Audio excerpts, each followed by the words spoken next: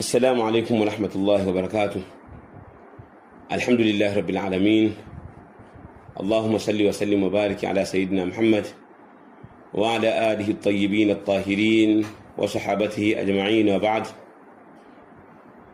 Ndugu zangu wa Tanzania, leo nimekuja na jambo muhimu sana kwa ajili ya mustakbal wa nchi yetu. Ni katika njia kubwa na sababu kubwa za kuweza kuilinda amani ya Tanzania na kudumisha utulivu na mustakbal wa nchi yetu.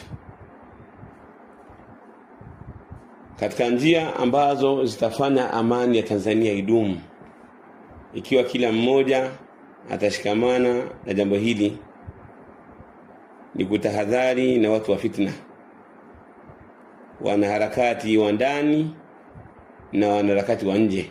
Kuna watu wanajiita wanaharakati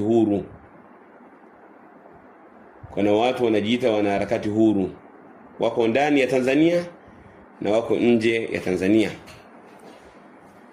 Na hao wanaharakati huru mara nyingi wanapatikana katika nchi mbalimbali, hasa kwenye nchi za Afrika.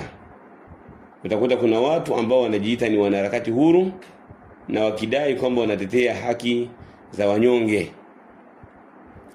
Lakini ukiwafuatilia hao wanaharakati huru, utakuta wako dhidi ya utawala wa nchi zao.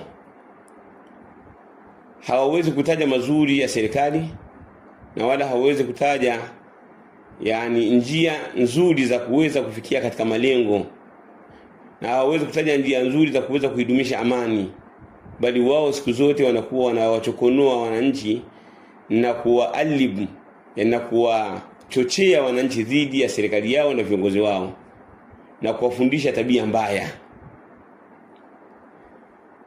Leo hii tukiwatazama hawa wanaojiita ni wanaharakati huru, ambao wanajiita ni watetezi wa haki, tutawakuta katika kila nchi, tukitazama historia, kwamba walikuwa ni wenye uharibifu mkubwa. Walikuwa wanaharibu thakafa, zile tamaduni za nchi zilizokuwa nzuri, wanawachochea watu dhidi ya utawala wao. Mambo ambao wanayafanya, huwezi kukuta wale wanaharakati huru wanafanya jambo ambalo ndani yake lina maslahi na taifa. Wanaharakati huru hawa katika baadhi ya nchi ambazo tushaona